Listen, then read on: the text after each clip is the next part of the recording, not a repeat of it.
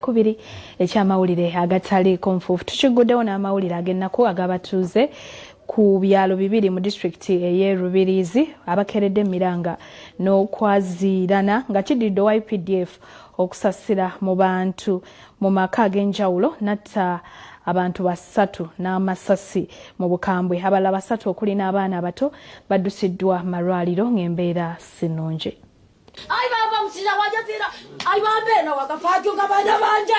Munnamagye ategerekisenga Godson Mutahire yali ku namba X noti emu 792 owa bataliyoni eya 27 e Kafulo mu disitulikiti y'e Rubirizi yavudde mu mbeera kusanga 8 ekiro ekikeseza olwaliro n'atandika okuba amasasi mu maka ag'enjawulo nga yasookedde ku kyalo Mubanda B ewa Asseeko Kazaire ow'emyaka 5 guno yamukubye amasasi agayise mu ddirisa agezaako okuggyako ettaala.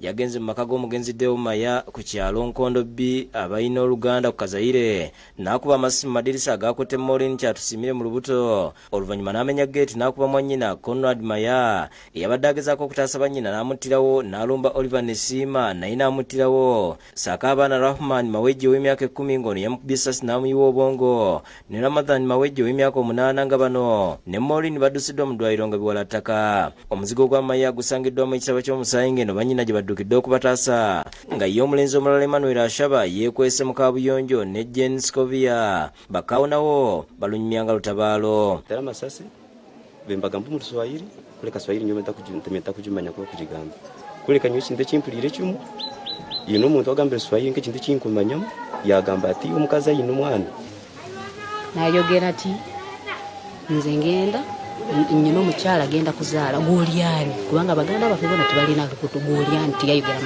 mazima nabo kinisha ba office ya president omu district egi erikwebemera Harriet Nakamya okukuratereza entenda karunyekezo okwita abantu kaba batine mushango na nabo bakirukumbu nanga butukutina ngo bonabo kino kibinnyo tukirabanga ko mu district naye tuli mu kunoonyereza kulaba nti tumufuna n'aba arrested yongera okugumya amaka n'abantu anti omusirikale waffe tuli mu kumugoberera era essaawa yonna tujja mukwata.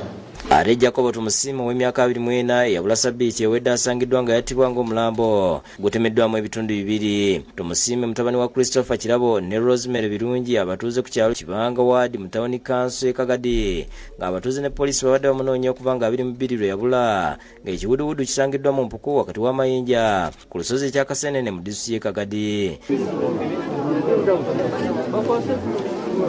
Nabwekyo ekyo tukusabira abantu batwamahure araba yaruzira omuntu bwena nalibatekira omulingo gwona batwamahure. Investigation is still going on and other suspects are still at large. Damba Wizi ne Thomas Tumwebaze bakusakidde Greno Bapooca TV. Byonna ebyo bitalo ate bo bannamawulire abagasakira ku ssengejjero erya gavumenti ery'amawulire mu Kampala baziridde abakuumaddembe olukuŋŋaana olunaku olwaleero nga bagamba nti bakooye okuvvoolebwanga nga bakola emirimu gyabwe. Kino kiddiridde abamu ku bannamawulire okukubibwa obubi ddala olunaku olw'eggulo. Enkyera leero bannamawulire abagasakira ku media center bakedde genda mu kifo ekyokukola omulimu gwabwe nga bulijjo basimbye kamera zaabwe ne rikoda zaabwe ne bawuliriza bulungi akulira ebyobufuzi mu magye Major General Henry Masiko abadde azze okwogera ku bikujjuko byonna ku lwatale esita eby'omwaka ogujja ng'eddira PDF liweza emyaka 4 bukyanga litondebwawo.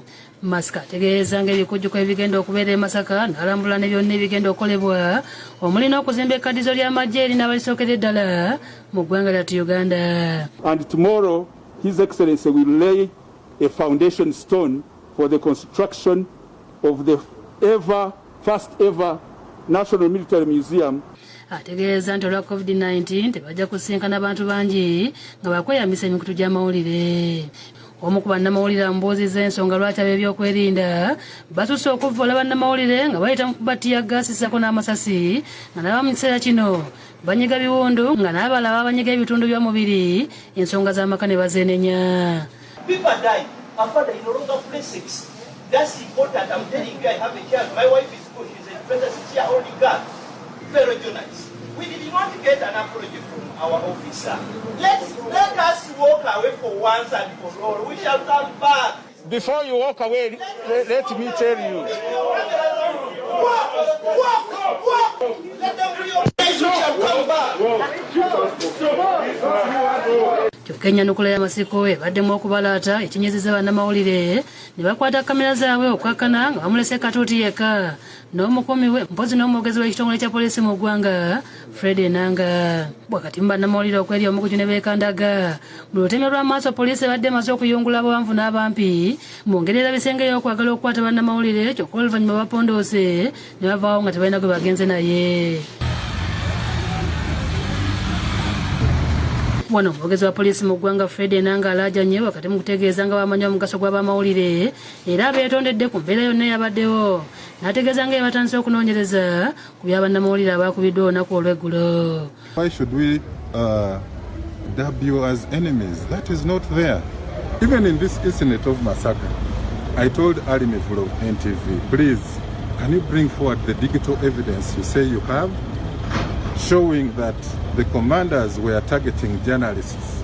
We need that evidence, you get it, so that it can help us to come up with interventions.